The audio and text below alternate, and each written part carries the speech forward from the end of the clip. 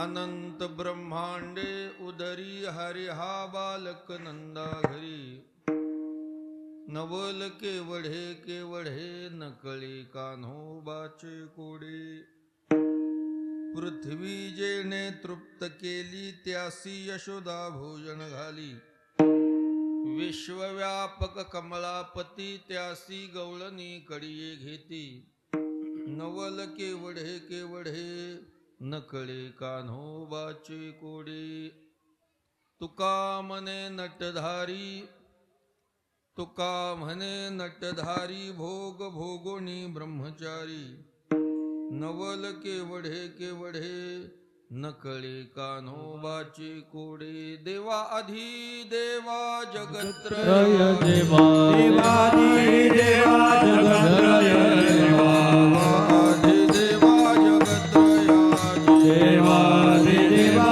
जगत्रय देवा हरे श्री केशवा विनंती हरी श्री केशवा विनंती माझी वाणी तुझे वर्णे गुणना देवाने तुझे वर्णे गुणना जीवाने तुझे वर्णे गुणना देवाने तुझे वर्णे गुणना प्रेम काही कळा प्रेम काही कळा प्रेम काही कळा आधी देवा जगत्रया जेवा पर्येसी केशवा विनंती माझी माझी वाणी तुझे वर्णे गुणनाम ऐसे देई प्रेम काही कळा अनंत ब्रह्मांडे उदरी हरी हा बालक नंदा घरी नवल केवढे केवढे नकळे कान्होबाचे कोडे प्रतिवर्षाप्रमाणे भगवान नागनाथाच्या या दरबारामध्ये प्रतिवर्षी साजरा होणारा हा नामोत्सव यंदाचं वर्ष हे 31वे आहे. बरोबर आहे का? 31व्या वर्षातील काल्याच्या कीर्तनामध्ये आपण आहोत. काल्याचं कीर्तन म्हणजे प्रसादाचं कीर्तन.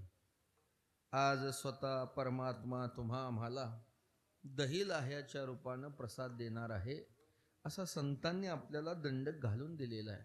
भानुदास गीती गात प्रसाद देतो पंढरीनाथ. आज पंढरीनाथ भगवान तुम्हा आम्हाला दही लाह्याच्या रूपानं काल्याचा प्रसाद देणार आहे. म्हणून काल्याचं कीर्तन म्हटलं की प्रसादाचं कीर्तन, काल्याचं कीर्तन म्हटलं की कळसाचं कीर्तन, काल्याचं कीर्तन म्हटलं की पूर्णत्वाचं कीर्तन. सर्व महिलांना विनंती, आता तुम्ही कुणीही बोलायचं नाही बरं का. मधी परत सांगायला लावू नका. आपापले लहान मुलं वगैरे प्रत्येकाने सांभाळा. बिलकुल आवाज आला नाही पाहिजे. कसलाच आवाज कीर्तन संपेपर्यंत नाही आला पाहिजे. इथं काय गप्पा मारायला आले का? काल्याचं कीर्तन आहे काय आले? कमाच्या पद्धतीनं सांगू. बोलू नका बर का. एकच प्रमाण सांगतो, तुकोबारायचं तुमच्या लक्षात आलं तर पहा. कीर्तनी बडबड करील जो कोणी बेडूक होऊन येईल जन्म. कीर्तनात बडबड करणाऱ्याला पुढचा जन्म बेडकाचा मिळतो. तुम्ही बघून घ्या आता काय तुमचं कसं असेल. म्हणून तर बेडूक सारखं डराव डराव का करत असेल. ते लय बोललेले कीर्तनात विठाल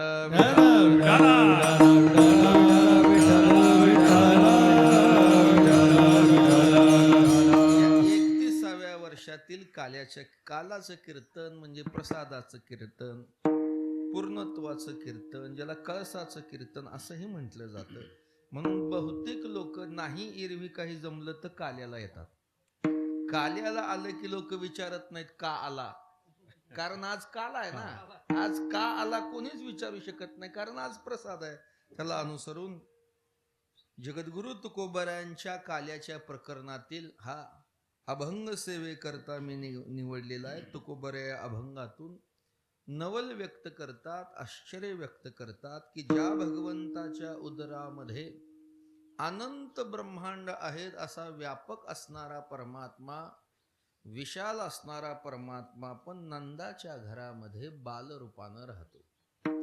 पृथ्वीला ज्याचं तृप्त करण्याचं सामर्थ्य आहे पृथ्वीला तृप्त करणारा भगवान पण गोकुळामध्ये यशोदेच्या हातून जेवतो.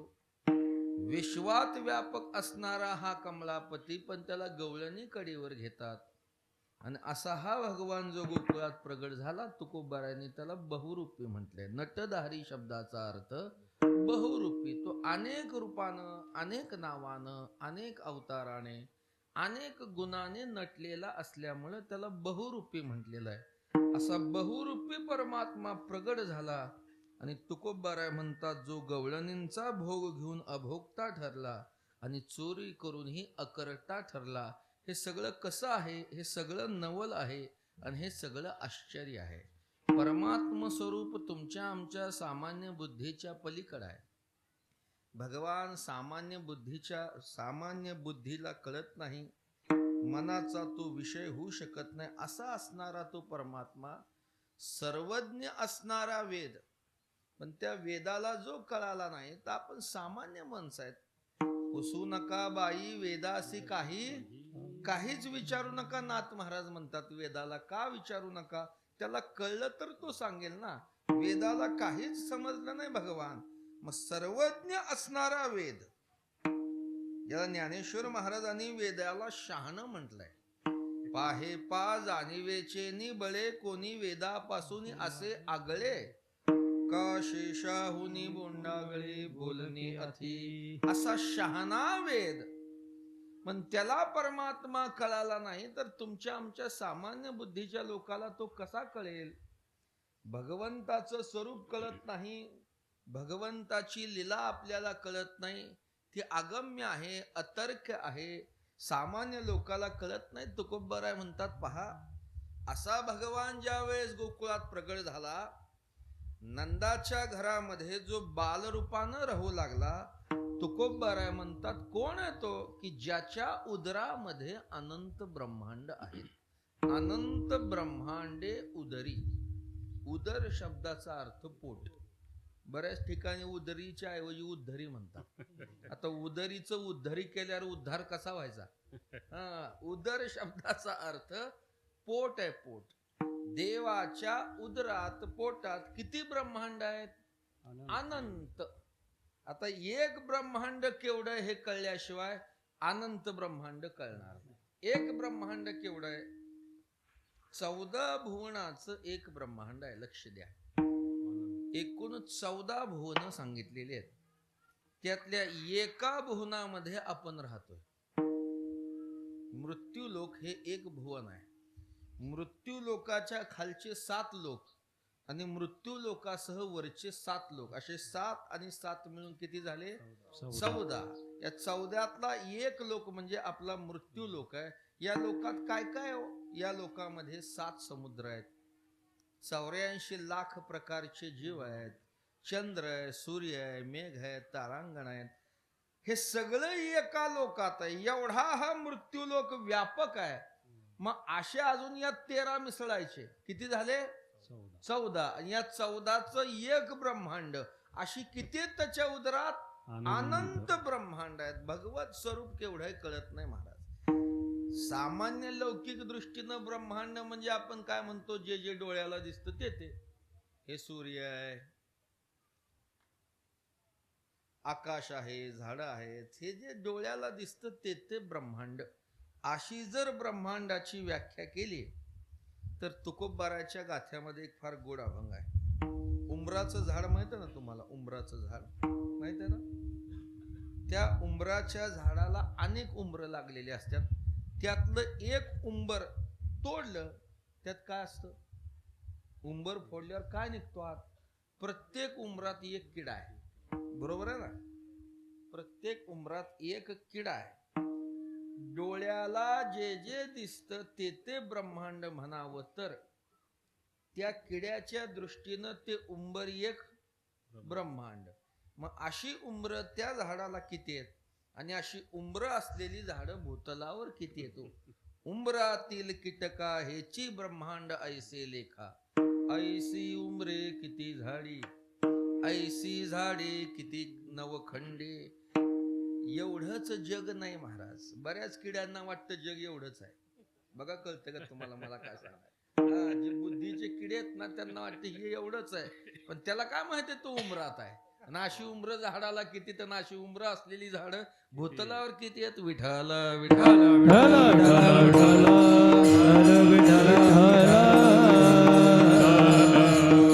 काय झालं, एकदा ब्रह्मदेवाला अहंकार निर्माण झाला. ब्रह्मदेव विचार करू लागला, हे सगळं जग मी निर्माण केलंय, माझ्यामुळे हे सगळं चालतंय, पण माझ्या या कार्याची, या कामाची म्हणाव अशी दखल घेतली जात नाही. म्हणाव अशी दखल घेतली जात नाही. मग काय करावा, जरा गंमत करू म्हटले देवाची. मग काय केलं, ब्रह्मदेवानं आपल्या पदाच्या राजीनाम्याचा अर्ज लिहिला आणि सेवकाला दिला. म्हणले जा भगवान विष्णूला देऊन ये. सेवक गेला, भगवान विष्णूचा कस काय आला होता, म्हणजे ब्रह्मदेवाने पाठवलं. काय सांगितलं, म्हणले राजीनामा दिलाय, त्याचा अर्ज आहे. देव म्हणले ठेव टेबलावरून जा. काय म्हणले देव, टेबलावर ठेव आणि जा. ब्रह्मदेव वाट पाहत होते, सेवक कसा आला नाही. आल्या आल्या बरोबर ब्रह्मदेव विचारले, काय रे, काय म्हणले भगवान विष्णू. काय नाही म्हणले, तो अर्ज टेबलवर ठेवून जा. अरे नक्की विष्णूच होते का. हो होते. ब्रह्मदेवाला वाटलं विष्णू फोन करतील, असं करू नका तुम्ही. तुमची काय नाराजी असेल ते मी पुन्हा त्याचं निरसन करतो, असं तुम्ही नाराज होऊ नका. मी ब्रह्मदेवाचं विष्णूचं सांगालो, तुमच्या डोक्यात काय चाललंय मला नाही माहिती. हा तुम्ही असे काय, तुमचा योग्य वेळे मी दखल घेईल, तुमचं काही काळजी करू नका, तुम्ही माझे चांगले लक्षात आहात. असं कुणाला वाटलं, ब्रह्मदेवाला विष्णू म्हणतील, पण नाही म्हटलं ना विष्णू. अर्ज ठेवून घेतला. काय करावं, ब्रह्मदेवाला वाटलं करायला गेलो एकन झालं दुसरं. मग ब्रह्मदेव सत्य लोकातून आकाशात आले, तर एक दृश्य ब्रह्मदेवाला पाहायला मिळालं.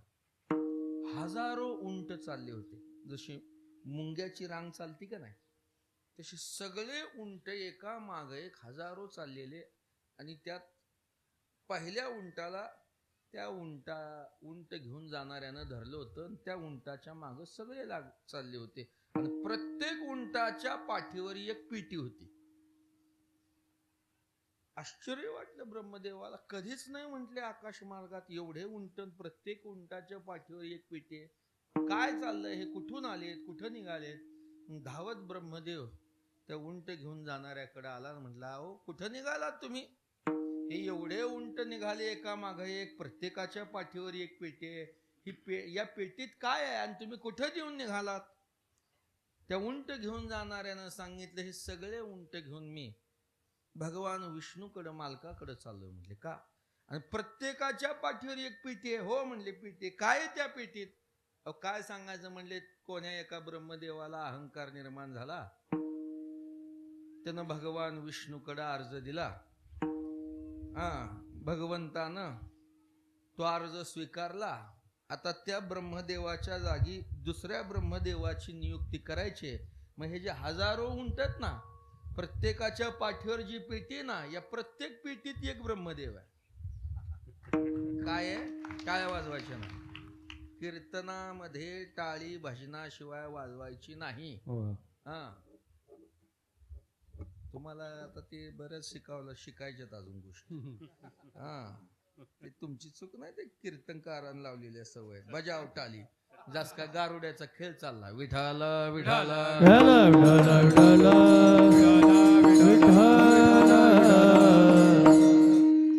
काय म्हणले प्रत्येक पेटीत एक ब्रह्मदेव आहे. आणि मग आता देवाला यातला जो पसंत पडेल, देवाच्या जो कसोटीला उतरेल, देवाच्या मापात जो बसेल, त्याची नियुक्ती त्या पदावर होईल. हा ब्रह्मदेव या उंटवाल्याच्या आधी भगवंताकडे गेला, देवा माझं चुकलं, तेवढा अर्ज माझा मला परत द्या.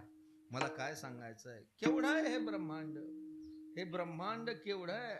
असा अनंत ब्रह्मांड ज्या परमात्म्याच्या उदरामध्ये, उदराची गोष्ट सोडा, तुकोबाराने वर्णन केलं. अरे उदर तर मोठं आहे, उदर मोठं आहे. केवढा असतो उदर माणसाचं, प्रत्येक माणसाच्या उजव्या हाताची वीत जेवढे तेवढं पोट आहे. विती एवढे पोट. तुकोबाराने केवढं पोट सांगितलंय. प्रत्येक माणसाच्या उजव्या हाताची जी वीत आहे तेवढं त्याचं पोट आहे उंचीला. महाराजांनी फक्त उंची सांगितली, रुंदी आणि खोली सांगितली नाही. प्रत्येकाची उंची सारखी आहे, प्रत्येकाची रुंदी वेगळी आहे आणि खोली वेगळी आहे. काही काही जणांची अशी खोली महाराज भलता माल बसतो त्यात, अंदाज येत नाही, दिसायला दिसतं एवढंच पण आत खोल भरपूर असतं. आणि काही जणांची रुंदी एवढी असते की एका उपरण्यात बसत नाही, उपरण्याला उपरणं जोडून. हा केवढं आहे उदर, विती एवढं आहे, त्यात ब्रह्मांड मोठं आहे, पोट तरी मोठं झालं. पण तुकोबाराय म्हणतात भगवान एवढा व्यापक आहे, उदराची गोष्ट सोडा, आपण अनंत ब्रह्मांडे अनंत ब्रह्मांडे अनंत ब्रह्मांडे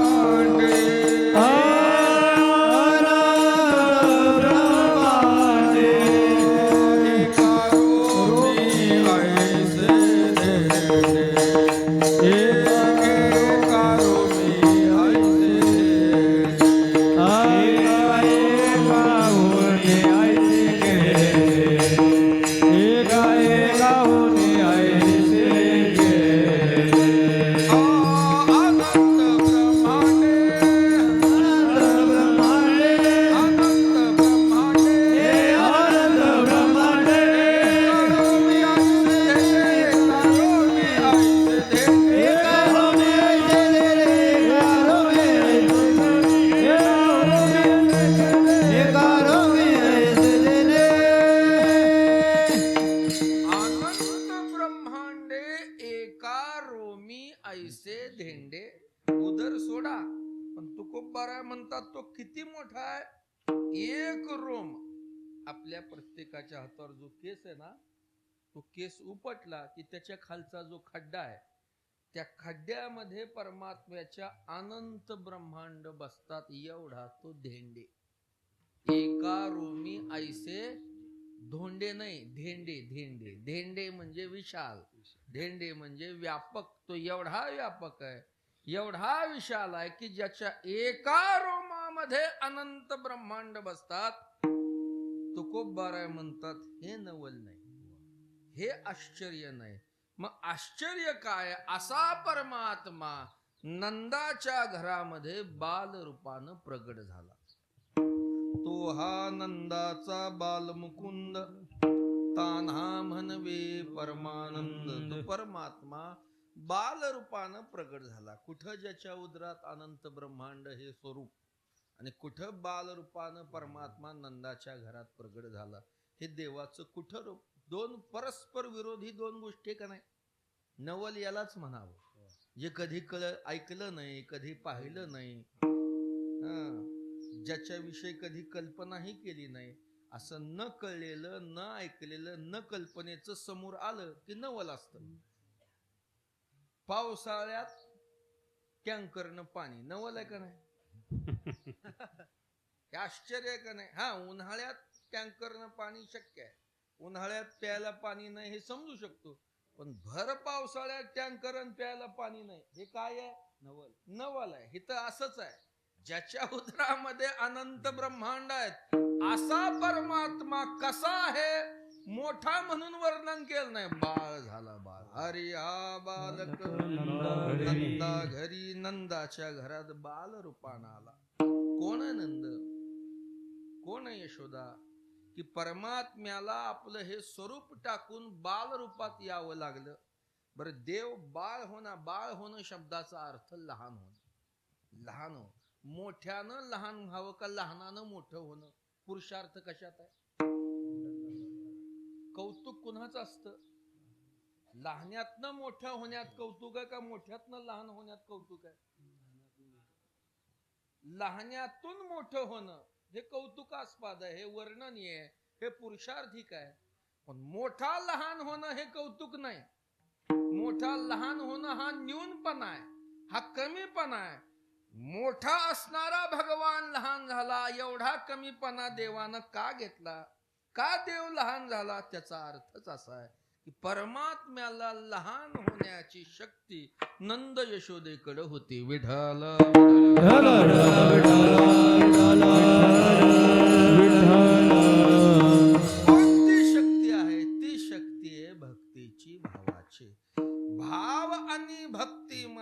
असं सामर्थ्य आहे. परमात्मा केवढाही असू द्या, त्याला जसा भक्त म्हणल तसा व्हावा लागतो. जसा भक्त म्हणल तसा व्हावा लागतो. म्हणून संत वाङ्मयामध्ये जेव्हा जेव्हा भाव शब्द आलाय तेव्हा तेव्हा त्याला बळ म्हटलेलं आहे. बळाचा उपयोग कशा करता असतो? आकलण्याकरता. बळाचा उपयोग कशा करता असतो? आकलण्याकरता. मग कुणी पैशाचा बलवान, कुणी सत्तेचा बलवान, कुणी शक्तीचा बलवान, कुणी अधिकाराचा बलवान, कुणी ज्ञानाचा बलवान, कुणी तपाचा बलवान. पण ही सगळी बळ जिथं कमी पडतात, परमात्मा पुढे शक्तीचं बळ चालत नाही, परमात्म्या पुढं पैशाचं बळ चालत नाही, परमात्म्या पुढं सत्तेचं बळ चालत नाही. परमात्मा जो आकळल्या जातो तो एकाच बळानं, भाव बळे आकळे एरवी नागडे. बोला. भाव बळे आकळे एरवी नागडे. भाव बळे आकळे एरवी नागडे.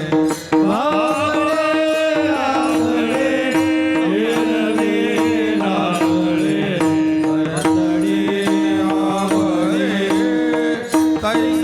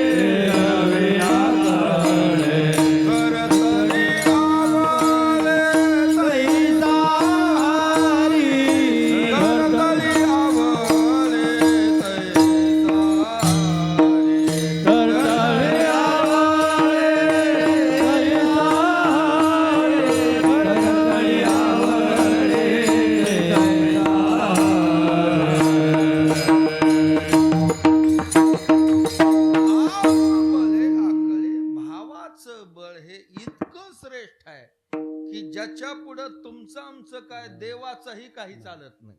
भावा पुढे बळ नाही कोणाचे सबळ, करी देवावरी सत्ता कोण त्याहुनी परता. भक्त जो बलवान आहे तो भाव रूपी बळानं बलवान आहे. परमार्थामध्ये कोण बलवान? परमार्थामध्ये कोण बलवान? तर ज्याच्याकडे भावाचं बळ आहे तो बलवान. इरवी व्यवहारात तुम्हाला लोक किती मानत असले आणि तुम्ही केवढे जरी असला, आणि जर तुमच्याकडे भाव नसेल तर परमार्थात तुमच्या इतका दुबळा कोणी नाही. परमार्थात तुमच्या एवढा दुबळा कोणी नाही. पैसा, सत्ता, ज्ञान, अधिकार याचा संबंध परमार्थाशी नाही. देव याला लोक भुलत असतील, याला जग भुलत असेल, पण देव जो पाहतो ते वर्ष काहीच पाहत नाही. अंतरीची घेतो उडी पाहे जोडी. मी का सांगतो हे? असा जो भगवान मनाच्या वाणीच्या अतीत असणारा, जो एवढा प्रभू मनाच्या वाणीच्या अतीत असणारा, तो कुठल्याही साधनानं न करणारा, पण एक बळ असं की भक्तीची, देवाची भाषा तशीच. अर्जुना भक्त्या त्वनन्यया शक्य महमेवं विधुर्जुन ज्ञातुं दृष्टिंच तत्वेन प्रवृष्टिंच परंतप. म्हणून तर तुकोबाराय म्हणतात, असा देव आम्ही जाणला जो कशानंही जाणता येत नाही, पण कशानं? भक्तीनं. मन वाचातीत तुझे स्वरूप, मन वाचातीत तुझे स्वरूप, मन वाचातीत तुझे स्वरूप, मन वाचातीत तुझे स्वरूप.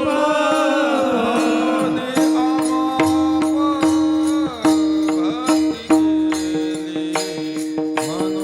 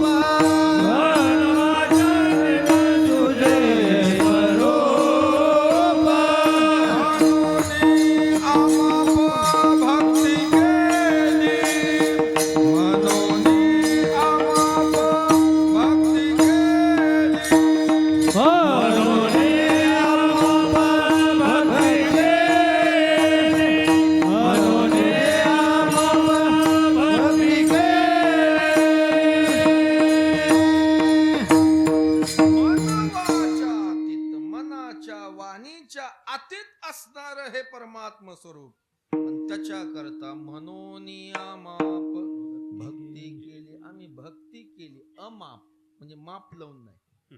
माप लावून परमार्थ करता येत नसतो. अमाप भक्ती केली. भक्तीची अमापे मोजितो अनंता इतराने तत्वता. मी का सांगतो हे? जो भगवान ज्याच्या उदरामध्ये अनंत ब्रह्मांड आहेत तो नंदाच्या घरात बाल रूपान आला. नंद यशोदेनं अशी कोणती भक्ती केली होती? नंद काही सामान्य जीव नाही आणि यशोदा काही सामान्य जीव नाही. पूर्वजन्मामध्ये मोठा याचा इतिहास आहे. अष्टवसूमध्ये द्रोण नावाचे ऋषी होते आणि त्या ऋषीची पत्नी धरा. या दोघांनी तपश्चर्या केली, भक्ती केली. किती वर्ष? 2 वर्णन नाहीत. काही ठिकाणी 10 लाख वर्ष आणि काही ठिकाणी 1 कोटी. पैसे नाही, वर्ष वर्ष. 1 कोटी 10 लाख पैशाचं सांगत नाही मी, वर्षाचं सांगाल. एवढी भक्ती केली. प्रसन्न झाला परमात्मा. काय इच्छा आहे? दोघांनी सांगितलं देवा आम्हाला मूल हवंय पण सामान्य मुलगा नको.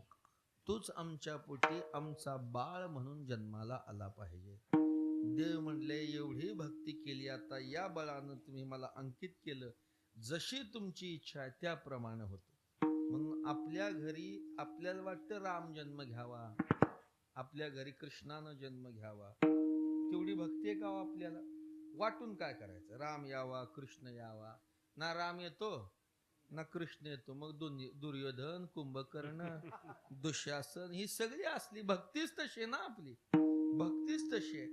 देव म्हणले काही हरकत नाही.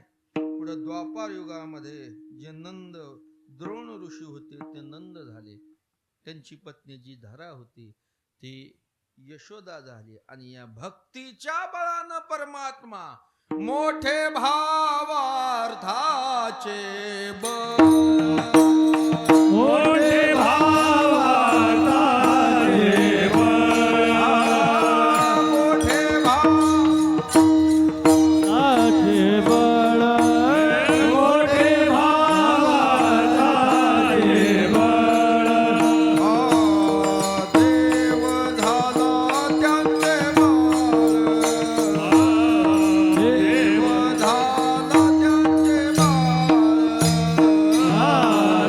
देव झाला त्यांचे बाळ, देव झाला त्यांचे बाळ. मोठे भावार्थाचे बळ,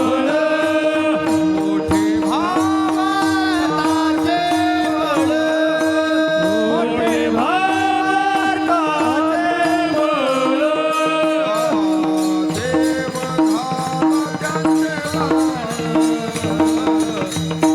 झाला त्यांचे देव झाला त्यांचे बाळ, देव झाला त्यांचे बाळ.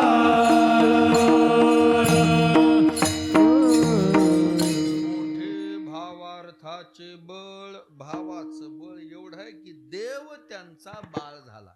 लक्ष द्या, देव झाला त्यांचे बाळ. देव बाळ झाला. आपल्या घरी मूल जन्माला आलं की बाळ असतं आणि देव बाळ झाला.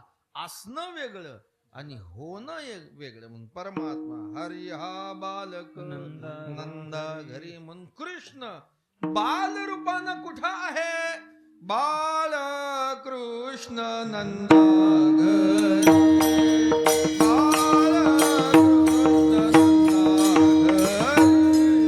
बाल कृष्ण नंदा घरी. बाळ घरी, बाळ कृष्ण नंदा घरी,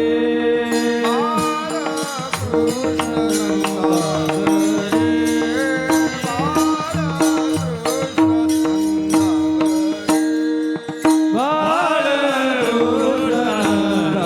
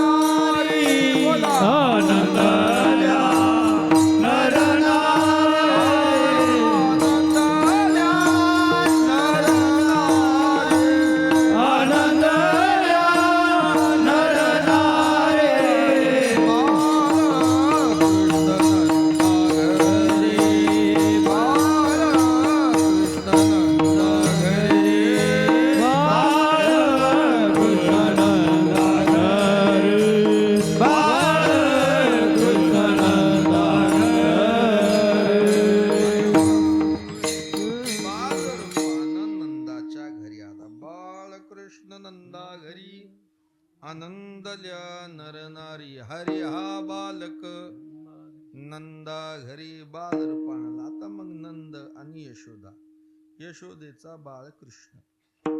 मातेचं आणि बाळाचं जे नातं असतं त्याला वात्सल्य भाव म्हणावं. जशी माता बाळाला न्हाऊ घालते, वस्त्र अलंकार परिधान करते, त्याला जीव घालते, त्याला स्तनपान करते, या सगळ्या क्रिया यशोदेनं कृष्णाबरोबर कराव्यात. ब्रह्मा असणारा, जगाचा मालक असणारा, पण यशोदेच्या हातून जेवतो, यशोदा त्याला जीव घालते. तुकोबराय म्हणतात, जी यशोदा कृष्णाला बाळ म्हणून जीव घालते तो काही सामान्य आहे काय? काय नवल आहे बघा. पृथ्वी ज्याने तृप्त केली त्यासी यशोदा, जी ज्याला जीव घालती त्याची शक्ती काय आहे? पृथ्वीला तृप्त करण्याचं ज्याचं सामर्थ्य आहे, पृथ्वीला. पृथ्वी किती जीव आहेत पृथ्वीत? मी मगाशी सांगितलं 84 लाख प्रकारची. लक्ष द्यायची. त्यातली माणसं किती आहेत?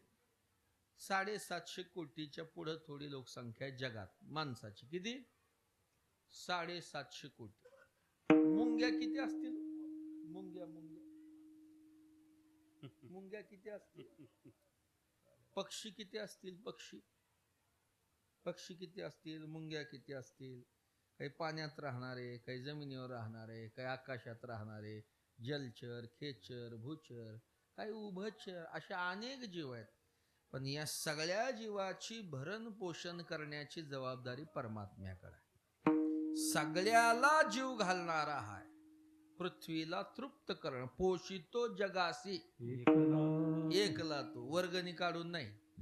पोषितो जगासी एकटा. देवाला विश्वंभर म्हणतात. का म्हणतात विश्वंभर? विश्वंभर कुणाला म्हणावं? रोज पंक्तीला जेवणारा, इथला सोडून कोणी असेल तर बरं का, मी इथल्यांचं सांगत नाही. कुणाला म्हणावं विश्वंभर? विश्वाचं भरण आणि पोषण करण्याची जबाबदारी, सामर्थ्य ज्याच्याकडे आहे त्याला विश्वंभर म्हणतात. नामदेवराव म्हणतात, विश्वंभर म्हणती माझिया स्वामी, ते पोषितो विश्वाते म्हणून या. असा जगाचं भरण पोषण करणारा हा विश्वंभर. त्यासी यशोदा भोजन घाली. सगळ्याची जबाबदारी देवावर आहे. मला सांगा, भर उन्हाळ्याचे दिवस असावेत, वैशाख महिना, कुठंच पाण्याचा थेंब नाही. काय करावं म्हटले? पाऊस कमी, दुष्काळ. दुष्काळातला वैशाख महिना, पाणीच नाही. बोर घ्या म्हटले, बोर घेतला. 500 फूट 600 फूट 800 फूट खोल जमिनीत बोर नेला, पाण्याचा थेंब लागला नाही. जिथं 800 फूट खोल पाणी लागत नाही अशा परिस्थितीत पाषाणामध्ये बेडूक राहतो. मग त्या बेडकाला पाणी देण्याची जबाबदारी आपली. कोण देतं त्याला? तो. पाषाणाचे पोटी बैसला दरदूर, तयामुखी चारा कोण घाली? कोण आहे? हा परमात्मा आहे. असा पृथ्वीला तृप्त करणारा. पण काय नवल आहे बघा. त्यासी यशोदा भोजन घाली. जीव घालते यशोदेनं कृष्णाला. जीव घालावं. कसं घालावं? हाती कुरवाळोनी मुखे घाली घास, पुरे म्हणे तेच पोट झाले. पोट झाले मग देत असे ढेकर, भक्ती ते फार तुळशी दळ. यशोदेनं कृष्णाच्या डोक्यावरून हात फिरवावा, एक एक घास भरवावा कृष्णानं. देवानं पोट भरलं की सांगायचं आई बास. मातेचा स्वभाव आहे. पोरानं किती खाल्लं तर तिला वाटलं पोटभर खातच नाही. यशोदा म्हणली, कृष्णा बास. अरे 4 घास खाल्ले, अजून घे. अजून 2 घास घातले. देवानं ढेकर द्यावी. आई बघ पोट भरलं. पोट भरलं? अरे ते जीवाचं पोट नाही, देवाचं पोट आहे. मी मगाशी सांगितलं की ज्याच्या उदरात अनंत ब्रह्मांड आहेत, या अनंत ब्रह्मांडातल्या प्रत्येक जीवाला तृप्त करण्याची शक्ती यशोदेच्या भोजनात होती. विठ्ठल विठ्ठल विठ्ठल जीव घालावं यात नवल नाही. पण एखादं मूल जसं भोजन भूक लागल्यावर आईकडं म्हणतं, आई जेवायला वाढ. हट्टानं भगवंतानं यशोदेकडं भोजन मागावं. धावोनी या मागे यशोदे भोजन, धावोनी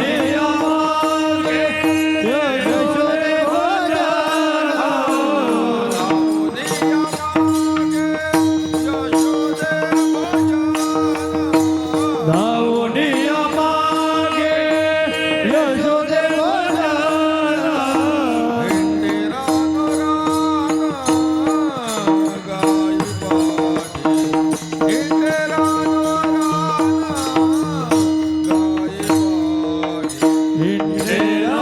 रान गाई पाटी हिंडे रान रान गाई पाटी आमुनिया मागे यशोदे भोजाना आवनिया मागे यशोदे भोजाना आमुनिया मागे यशोदे भोजाना आवनिया मागे यशोदे भोजाना हिंडे रान रान गाई पाटी हिंडे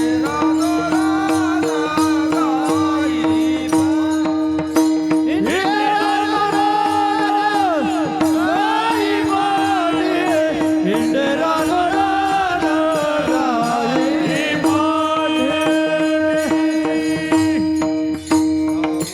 गाई पाटी यशोदे भोजन हिंडे रानो रान गाई पाठी पृथ्वी जेणे तृप्त केली त्यासी यशोदा भोजन घाली यशोदेच्या हातून जेवतो गवळणींच्या कडेवर बसतो. आता जो भगवान गवळणी त्याला कडेवर घेऊन फिरतात तो काय सामान्य आहे का? विश्वव्यापक कमळापती सगळ्या विश्वात व्यापक असणारा हा भगवान. देव विश्वात आहे का विश्वदेवात आहे? बोला. देव विश्वात आहे का विश्वदेवात आहे? जगात देव आहे का देवात जग आहे? कसा आहे? दोघात. जगात देव नाही, जगच देवात आहे. जगाच्या आत काय असेल तर देव आहे, जगाच्या बाहेर काय असेल तर परमात्मा. आता हरी बाहेर हरी हरीने घरी कोण? काय आहे? पाण्याची घागर. तळ्यामध्ये घागर भरली पाण्यानं, पण उचलायला गेलं तर उचलं ना, कोणतरी उचलून देणारा पाहावा म्हणून ती पाण्यानं भरलेली घागर पाण्यातच ठेवली. मग आता त्या घागरीच्या आत काय आहे? पाणी आहे. आणि घागरीच्या बाहेर काय आहे? पाणी आहे. तसं जगाच्या आत कोण आहे? परमात्मा आहे. आणि जगाच्या बाहेर कोण आहे? परमात्मा आहे. देव व्यापक आहे. किती आहे? खालता सप्त हे पाताळा वरता स्वर्गाहुनी ढिसाळा तो मी मशक डोळा कैसा पाहू आपुलिया. तो 7 पाताळाच्या खाली आहे आणि ज्याचा मुकुट स्वर्गाच्या वर आहे असा आहे. विठ्ठल विस्तारिला जगी सप्तही पाताळे विठ्ठल व्यापक त्रिभुवनी विठ्ठल मुनी असा व्यापक असणारा भगवान. पण नवल काय? गवळणींनी कडेवर घ्यावं. शास्त्र असं आहे, मोठ्याला आणि लहानाला, मोठ्यानं लहानाला कडेवर घ्या. ज्याला कडेवर घ्यायचंय तो लहान असावा आणि घेणारा मोठा असावा. आता ज्या परमात्म्याला गवळणी कडेवर घेतात तो जगात सगळीकडे व्यापक आहे. अशा व्यापक परमात्म्याला गवळणी कडेवर घेतात. मग गवळणी किती व्यापक असतील? गवळणी किती व्यापक असतील तर गवळणीची व्याप्ती ही भक्तीची एवढी होती, एवढ्या विशाल होत्या भक्तीनं त्या, की परमात्मा त्यांच्या इच्छेप्रमाणे लहान झाला होता. होय भक्ती केला तैसा पूर्वी धरावी ते. ऐका, जो अधिकार नंद यशोदेचा तोच अधिकार त्या गवळणींचा. गवळणी काही सामान्य नाहीत. त्या जाण वेद गर्भीच्या श्रुती, श्रुती रूपे नवे मद प्राप्ती, तै परतल्या म्हणून नेती नेती माझी सुख संगती पावावया. अशा गवळणी भगवंता करता गोकुळात गवळणीच्या रूपात आल्या होत्या आणि परमात्मा त्यांच्यासारखा झाला असल्यामुळं त्यासी गवळणी कडी घेती. आणि शेवटी तुकोबारा म्हणतात असा हा भगवान तुकामने नटधारी भोग भोगुनी ब्रह्मचारी. नटधारी शब्दाचा अर्थ बहुरूपी. देव कसा आहे? बहुरूपी आहे. त्याला एक रूप नाही, त्याला एक नाव नाही, त्याला एक गुण नाही. माऊली म्हणतात त्याला आम्ही पाहिलं, पण कसा आहे तो? अनंत रूपे अनंत वेशे देखिले म्या त्यासी बाप रखमा देवर कोण. तुकोबारा ते सांगतात रूपे अनंताची अनंत अपार. रूपे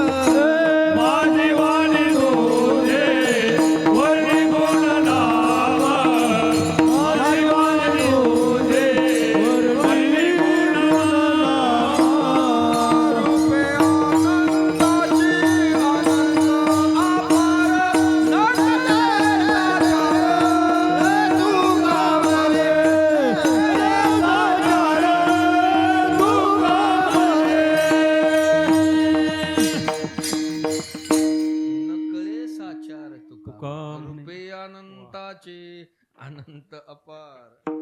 नकळे साचार तुका म्हणे नटधारी आहे बहुरूपी. एक रूप आहे का देवाचं? लक्ष द्या इकडं. एक रूप नाही. काय झालं, एक चित्रकार होता मोठा, जगविख्यात नावाजलेला चित्रकार. त्याचं असं सामर्थ्य होतं, त्यानं एखाद्या वस्तूला किंवा व्यक्तीला नुसतं डोळ्यानं पाहिलं तर हुबेहूब चित्र काढून आणणार. असा एक अवलिया चित्रकार. त्याने अनेक राजांची चित्र हुबेहूब काढली. मग राजांनी कुणी त्याला पुरस्कार दिला, कुणी त्याला इनाम दिला, कुणी जहागिरी दिली. त्यानं विचार केला, आपण अनेकाची चित्र काढली, पण आता काय करू म्हणले, भगवान कृष्णाचे चित्र काढून आपली ही कला सार्थकी लावावी. म्हणून तो चित्रकार द्वारकेमध्ये भगवान कृष्णाच्या भेटीला गेला. देवाची भेट झाली आणि त्यांना आपला परिचय करून देताना सांगितलं, मी एक चित्रकार आहे देवा. मी अनेक राजांची चित्र काढली, अनेकांनी मला मान दिला, सन्मान दिला, पुरस्कार दिला, जहागिरी दिली, पण देवा मला तुमचं चित्र काढायचं आहे आणि माझी ही कला सार्थकी लावायची. देव म्हणले काय हरकत नाही, पण चित्र काढण्याकरता तुम्हाला फोटो द्यावा लागेल, पण तो फोटो माझ्याकडे नाही. तो म्हणला, हसला, म्हणला देवा मी फोटोकडे बघून चित्र काढणारा चित्रकार नाही. मग मला एकदा तुम्हाला फक्त पाहू द्या. मी एकदा पाहून गेलो की 8 दिवसात हुबेहूब चित्र काढून आणतो. देवानं सांगितलं. मग त्यानं पाहिलं देवाला. देव विचार करू लागला, कलाकार चांगला आहे पण अहंकारी आहे. कलाकार चांगला आहे पण अहंकारी आहे. देवाला सगळं सहन होतं पण हे सहन होत. काय असेल ते असेल. ते तिळा एवढं जरी झालं तर मेरू पर्वताचं ओझं होतं देवा. अहंकार सहन होत नाही. 8 दिवसांना चित्रकार येऊ द्या. आला. देव म्हणले, आणलं का रे चित्र काढून? आणलं. बघ बरं बरोबर आहे का? भगवंतानं अशी लीला केली होती महाराज. तो चित्रकार 8 दिवसापूर्वी देवाचं जे रूप पाहून गेला होता आणि 8 दिवसानंतर आल्यावर देवानं आपल्या रूपामध्ये थोडा फरक केला, थोडा बदल केला. त्या चित्रकारानं पाहिलं, त्या चित्राकडे डोळे बरोबर आहेत, नाक बरोबर आहे, ओठ बरोबर आहे, गाल बरोबर आहे, पोट बरोबर आहे, छाती पाय बरोबर आहे, पण देवा थोडा फरक पडला म्हणले कपाळामध्ये. कधीच होत नाही माझ्या आयुष्यात. पहिला फरक पडला म्हणले, किंचित फरक आहे. मग दुसरं चित्र काढून आलं. देव म्हणले काय हरकत नाही. पुन्हा 8 दिवसानं आला. पुन्हा देवानं रूपात बदल केला. सदोदित देवानं बदल करावा. कधी नाकात, कधी डोळ्यात, कधी ओठात, कधी कपाळात, कधी छातीत, कधी पोटात, कधी पायात. सदोदित बदल देवानं करावी. 1 2 नाही, हजारो चित्र तयार झाले. पण देवाचं चित्र काही बरोबर येणार. शेवटी त्यानं सांगितलं, कृष्णा देवा, आता हे शेवटचं चित्र, हे जर बरोबर आलं तर ठीक, नाहीतर माझा प्राण तुमच्या पायाशी मी समर्पण करणार. चित्रकार भगवंतापुढे परिहार देऊन आला, बोलून आल्या.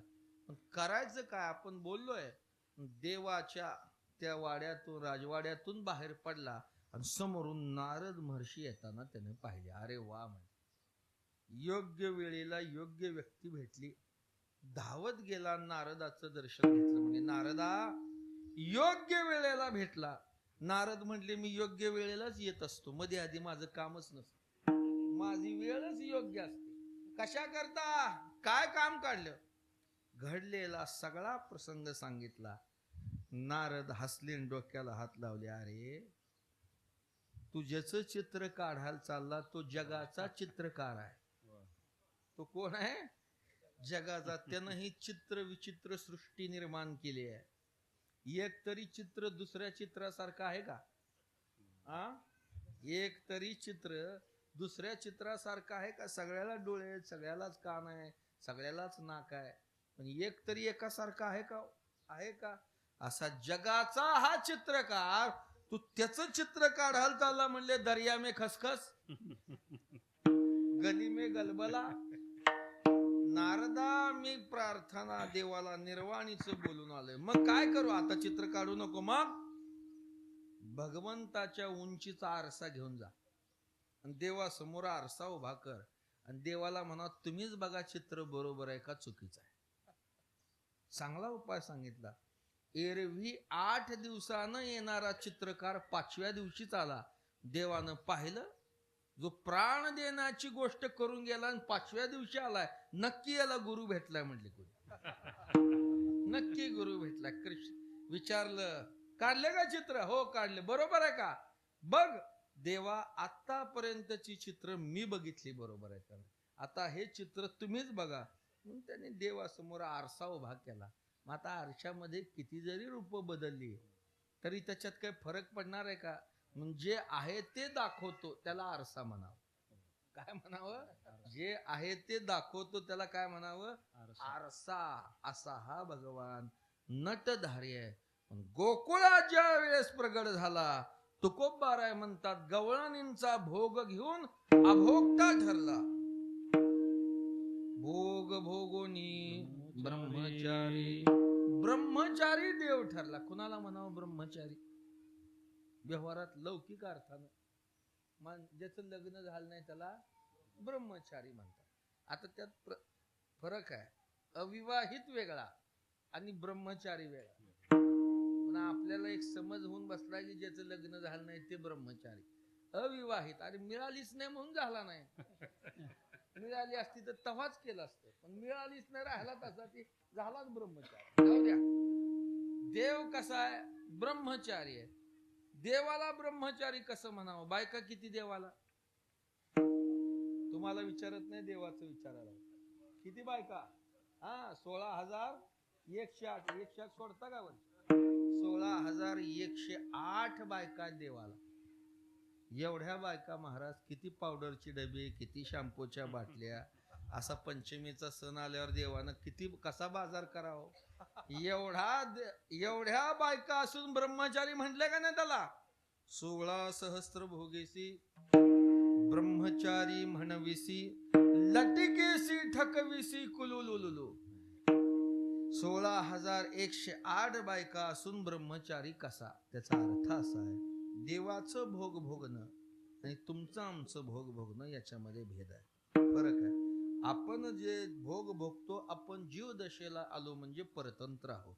भोगण्याच्या बाबतीत आपण परतंत्र आहोत, पण परमात्मा मात्र भोगण्याच्या बाबतीमध्ये स्वतंत्र आहे.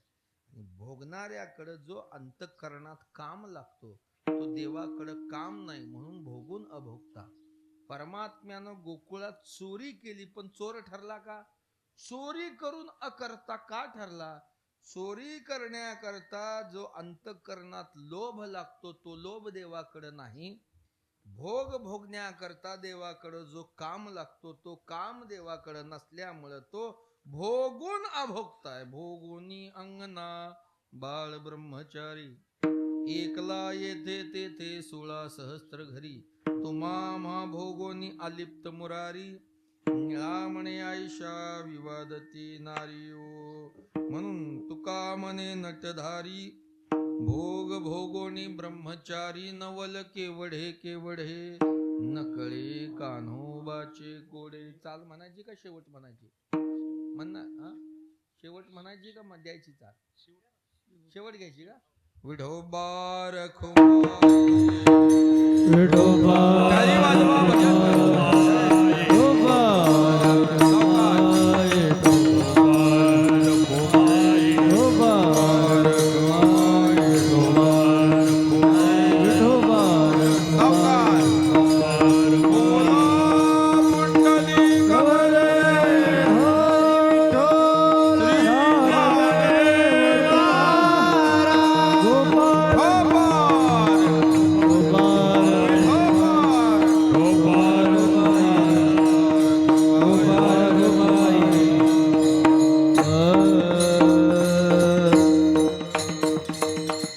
चरित्र ते उच्चारावे, केले देवे गोकुळी.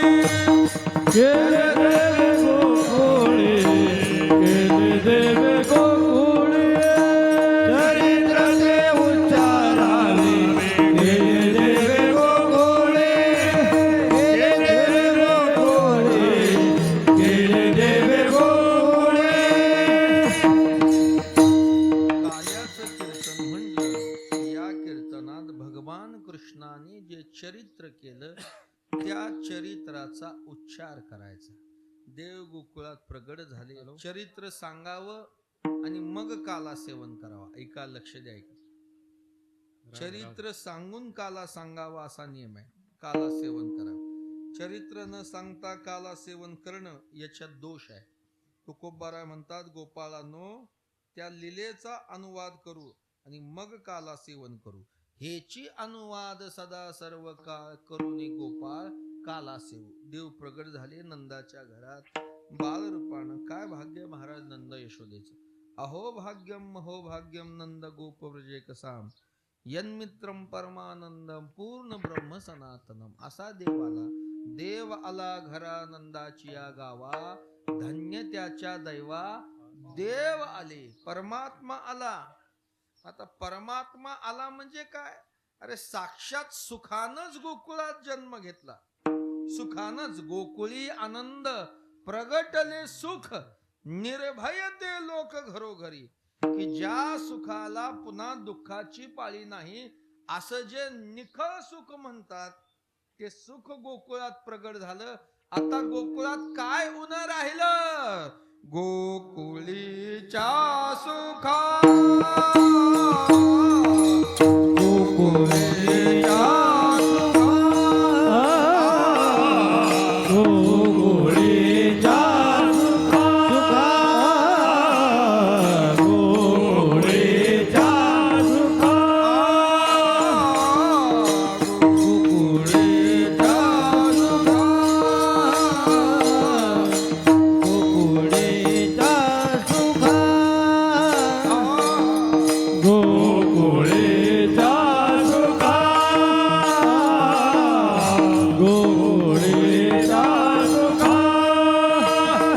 अंत पार नाही लेखा, अंत पार नाही लेखा.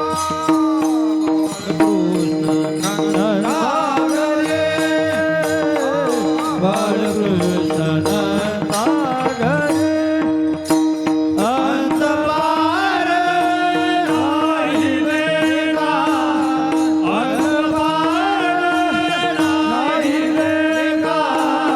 बाळकृष्ण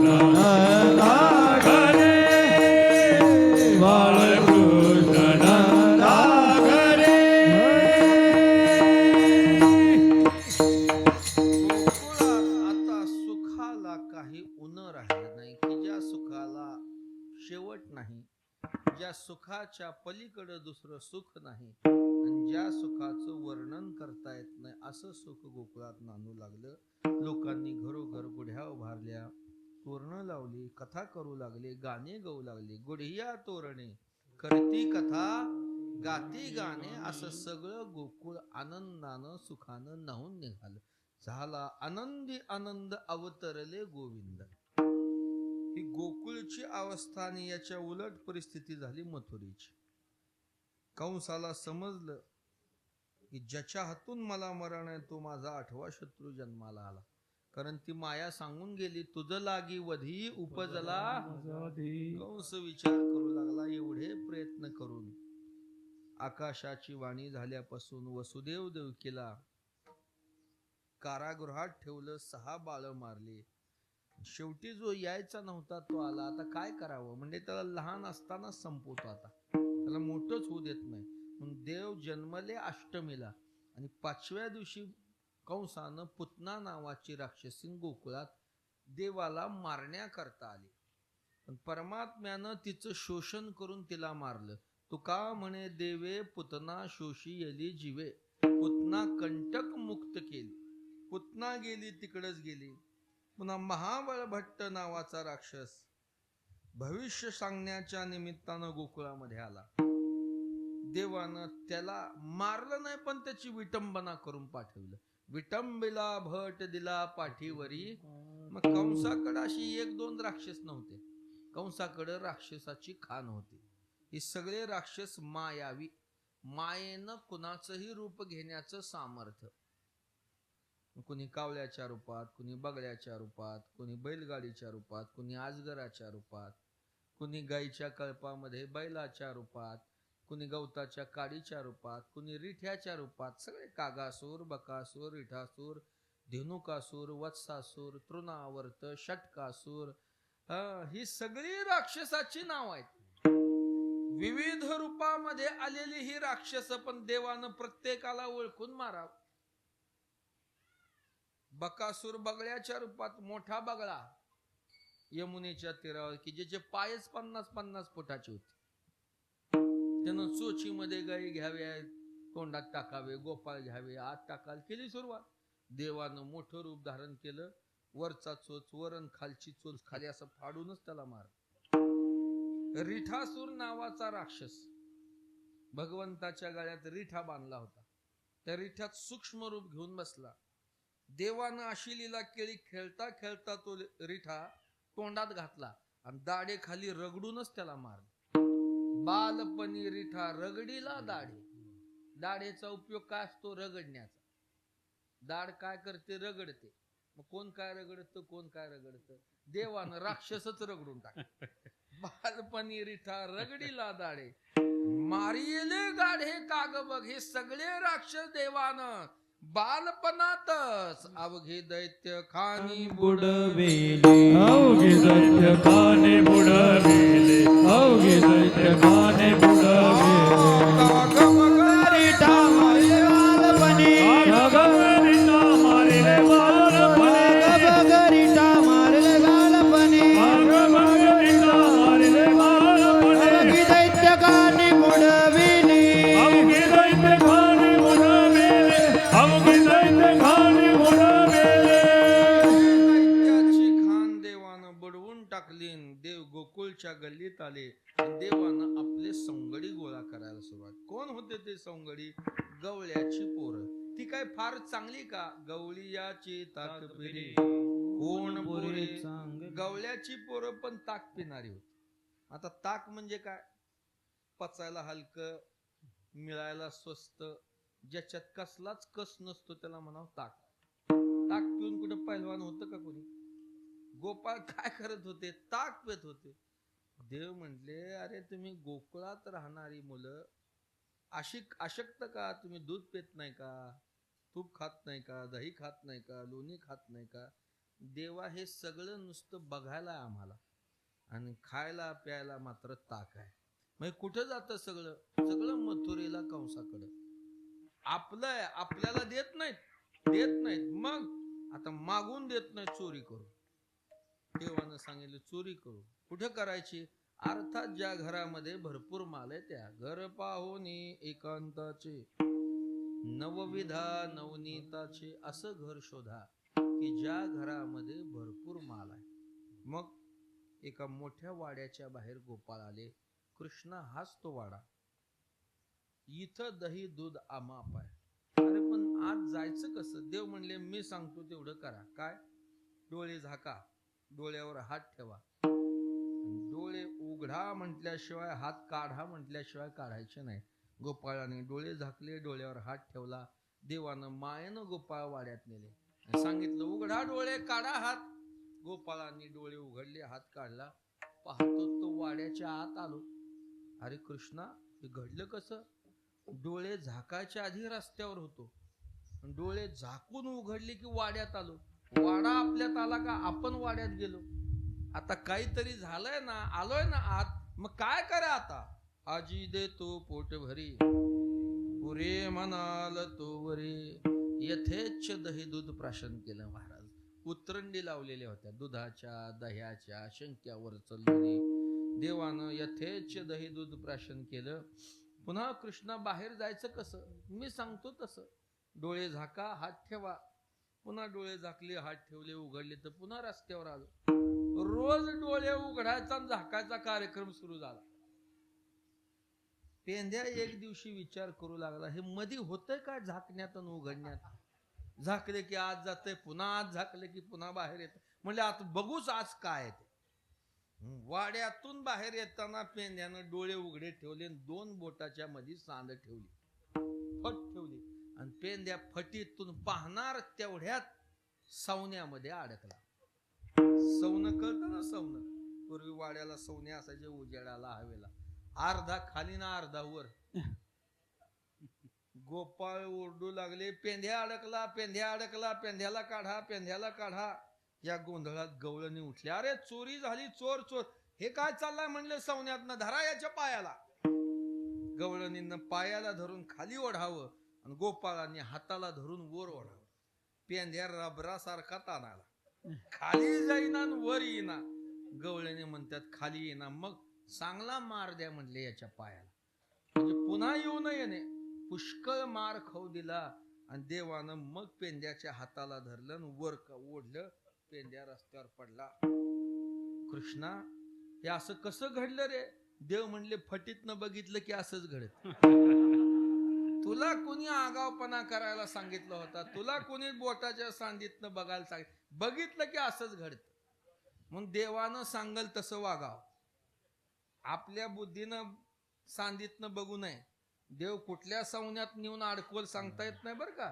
देवाकडे एक सवन नाही. विठाल विठाल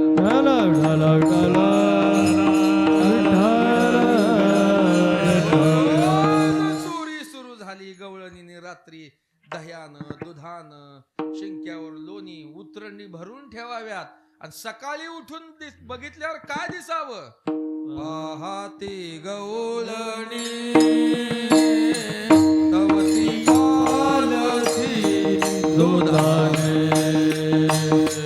तवती पालती दुधाने, तवती पालती दुधाने. पाहते गवळणी तवती पालती दुधाने, तवती पालती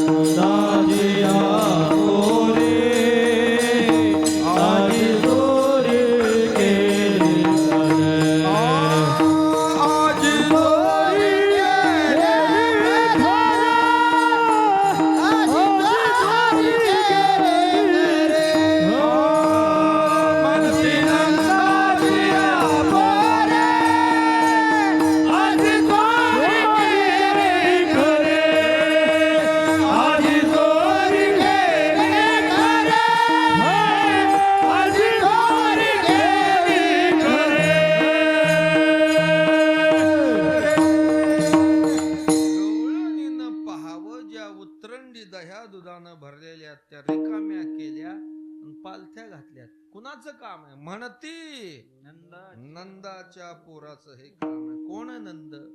गोकुळचा राजा. तर गावची तक्रार राजाकडे असते, राजाची तक्रार कोणाकडे करा?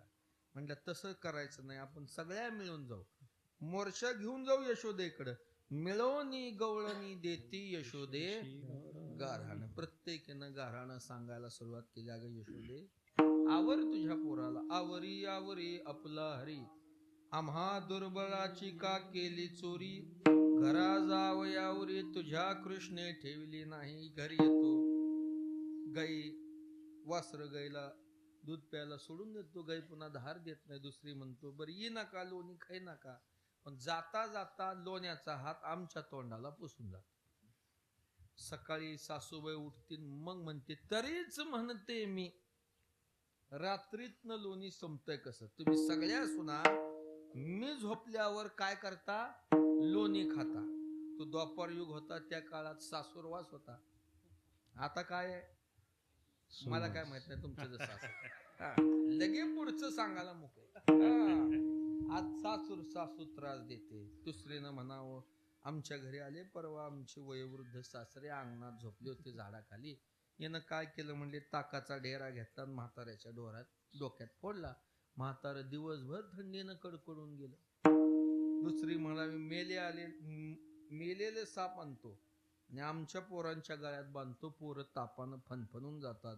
मेले अनोनिया सर्प माझ्या पोरा दावी दर्प. याला आवर काय कर मग आता? कृष्णाला यशोदेनं सांगितलं, यशोदा अरे कृष्णा आपल्या घरी काय कमी आहे का? काय उन्हे का करीतोसी चोरी. भगवान कृष्णाच्या घरी 1 कोटी गाई होत्या. किती? 1 कोटीचा गाईचा मालक कृष्ण आहे. दही किती असेल, दूध किती असेल, महिला वर्गाचा अज्ञान आहे. महाराज चुलीवर गॅसवर दूध ठेवलं आणि उतू गेलं की काय म्हणतात?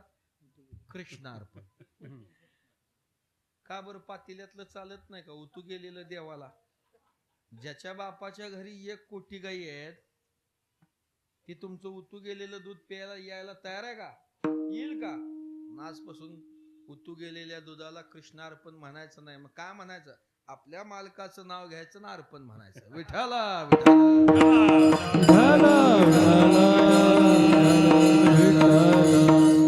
एखादीच्या मालकाचंच नाव कृष्ण असलं तर मग आली का नाही पंचायत? पुन्हा सासऱ्याचं नाव घ्यायचं.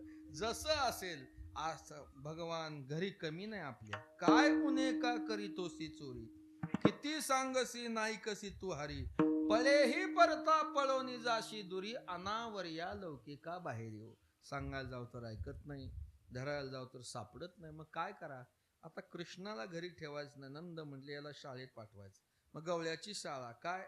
गायी घेऊन यमुनेच्या तीरावर जायचं. पण देवानं शाळेत जायचं म्हणले की शाळेचा एक विशिष्ट पोशाख असतो, गणवेश. त्याला मराठीत युनिफॉर्म म्हणतात. असा देवानं गोपवेश धारण केला. काळी कांबळे खांद्यावरी, काठी घातली शृंगमोहरी. झाला नंदाचा किल्लारी, हकिली भारी गोधणे. सुपिच्छ गुच्छ मस्तकम, सुनाद वेणु हस्तकम. अनंग रंग सागरम, नमामि कृष्ण नागरम. असे सगळे गोपाळ आणि गाई यमुनेच्या तीरावर आले. गाई गोपाळ यमुनेच्या तळाशी, गाई गोपाळ यमुनेच्या तळाशी.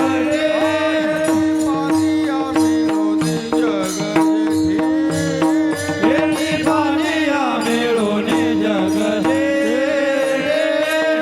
जमुना खेळती वाळवंटी,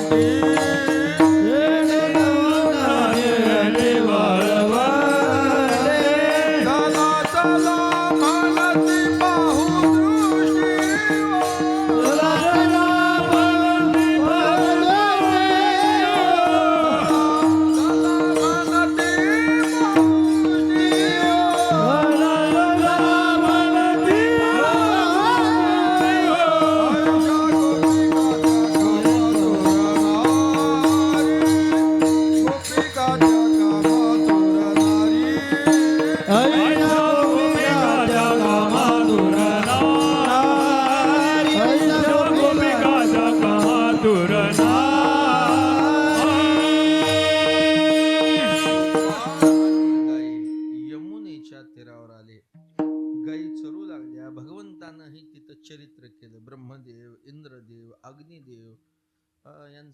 परिहार केला, कालियाचं मर्दन केलं.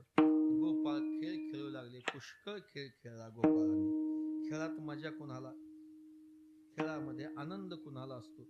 जो घरनं भरपूर खाऊन आलाय त्याला. गोपाळ म्हणले, कृष्णा आता 12:30 वाजत आले, आता किती खेळायचं? खांदी भार पोटी भूक, काय खेळायचे सुख? अजून नाश्ता सुद्धा केला नाही. मी माझं सांगतोय, मला तुमचं काय माहित नाही.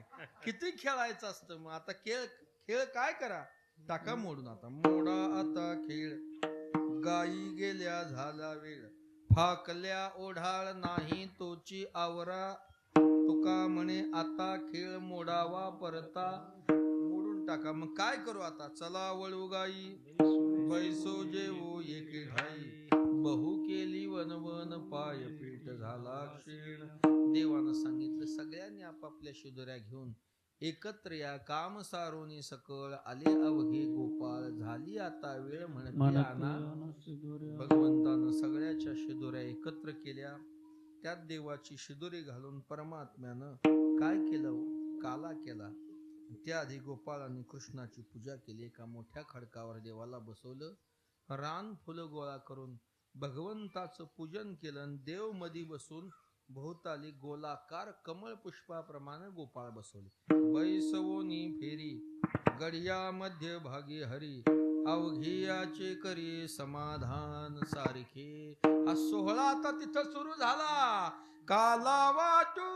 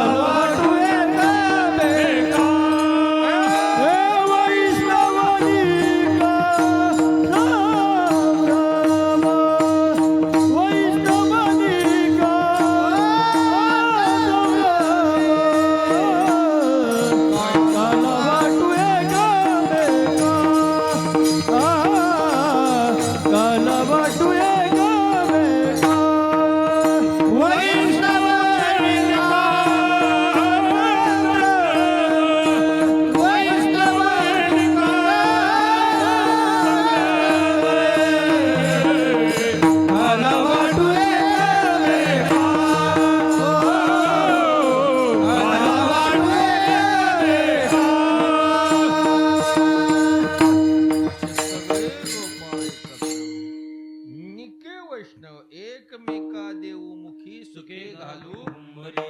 हा सोहळ्या पाहण्याकरता स्वर्गस्थ देव एकत्र आले. ते पाहू लागले. आजिऊस अमरावती, काला पहावया येती, देव विसरती देहभाव. हा सोहळा पाहिला. हा काल्याचा प्रसादाची अपेक्षा मग देवादिकांनी केली. अरे आपल्याला कसा मिळेल हा काला? आपण देव आहोत, अमृपान करणारे आहोत, काला आपल्या भाग्यामध्ये नाही. कसा मिळेल काला? कसा घेता येईल? बरं, वाटणारा दुसरा तिसरा कोण नाही, आपला सगळ्याचा बाप तिथं बसलाय. म्हणजे मग कसा मिळेल? काय करावं? एक होईल. काला खाऊन यमुनेच्या डोहात गोपाळ हात धुण्याकरता आले ना, त्या हाताचं उष्ट लागलेलं का मिळेल या अपेक्षेनं काल्याची असे देवजळी झाले. देवाने गोपाळांना आधी सूचना केली, तुम्ही काला खाताय ना, काला खाल्ल्यावर नियम असतो. का? हात धुवायचा नाही. टाकीला, हापशाला, नळाला, जारला त्याची जागा ठरलेली आहे. पोसोनिया हसे सांगा, ते काल्याची बरोबरी कशाला येत नाही. असा देव दुर्लभ काला आम्हाला प्राप्त झाला. तो केवळ मृत्यू लोकात वैष्णवाच्या संगतीत, वैकुंठी तो ऐसे नाही कवल काही. असा देव दुर्लभ काला देवाला मिळाला नाही, पण तुम्हा आम्हाला प्राप्त झाला. मग हे भाग्य आपल्याला कुणामुळे प्राप्त झालं? हा उपकार आपल्यावर संतांचा आहे. संतांनी उपकार केला आणि या उपकारामुळं असा देव दुर्लभ काला तुम्हा आम्हाला प्राप्त झाला. तुका म्हणे काला वैकुंठी दुर्लभ, तुका म्हणे काला वैकुंठी दुर्लभ, तुका म्हणे काला वैकुंठी दुर्लभ.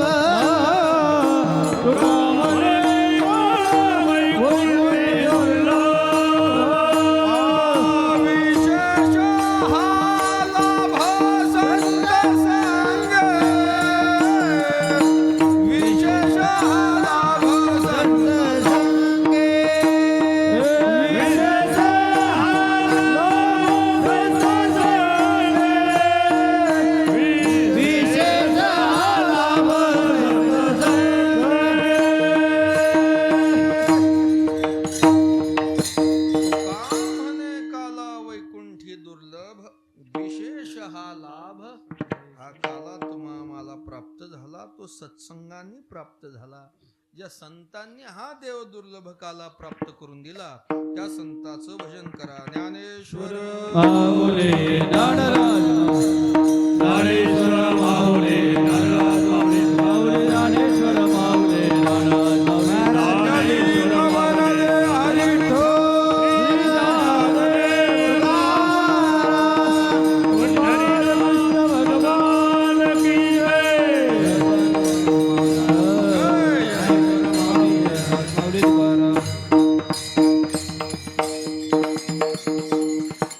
भगवान नागनाथाच्या दरबारामध्ये प्रतिवर्षी पंचमीचा हा सोहळा साजरा केला जातो. यंदाचं वर्ष हे 31वे वर्ष. मला वाटतं मागच्या वर्षीपासून येतोय ना. मागच्या वर्षीपासून 3 वर्ष झाले. 3 वर्ष हा सेवेची परंपरा आपली जुनीच आहे. जुने वारकरी आपले नाना वारकरी असतील, उत्तम बुवा वारकरी असतील, माणिक बुवा वारकरी असतील, अजून आता मला नावं सांगता यायची ना ही पण ही प्रमुख जे मंडळी होऊन गेली महाराज, की ज्यांनी आपली सगळी हयात आपल्या फडावर घातली. अगदी मी लहान म्हणजे मला खांद्यावर घेऊन फिरलेली मंडळी होती. खांद्यावर घेऊन फिरलेली मंडळी आहेत. प्रत्येक महिन्याच्या वारीला फडावर येणं, वारीचा नियम पार पाडणं आणि असं सगळं सेवामय जीवन जगलेली ही मंडळी, या सेवेच्या नात्यातून आपला हा संबंध आलेला आहे. मध्यंतरी एक 10-20 वर्षाचा मध्ये गॅप पडला. का असेल ते असेल, काहीतरी प्रारब्धाचा दोष असतो. पण आळंदी पंढरीचे आमचे वारकरी असणारे कैलास महाराज, त्यांनी खास वाड्यातून माझी भेट घेऊन मला मोठ्या आग्रहानं सांगितलं की नाना हे गाव आपल्या फडातलं आहे. मध्ये थोडा अंतर पडलं पण तुम्ही आता तुमचा किती व्याप असो काही असो प्रतिवर्षी तिथं तुम्ही काल्याला गेलंच पाहिजे. त्यांनी हे पुन्हा अंतर पडलेलं नातं पुन्हा जोडून दिलं. तेव्हा अशीच ही सेवा मागाही होती, आताही आहे, पुढेही चालत राहणार आहे. तेव्हा सेवा करण्याकरता भगवंतानं आपल्याला चांगली बुद्धी, आरोग्य आणि आयुर्मान द्यावं अशी भगवत चरणी जगद्गुरु तुकोबारायच्या चरणी प्रार्थना करून शेवटी जगद्गुरु तुकोबारायचं भजन सर्वांनी मोठ्या प्रेमानं अट्टासानं हाताने टाळी वाजवा आणि मुखानं नाम घ्या. तुकाराम तुकाराम तुकाराम तुकाराम तुकाराम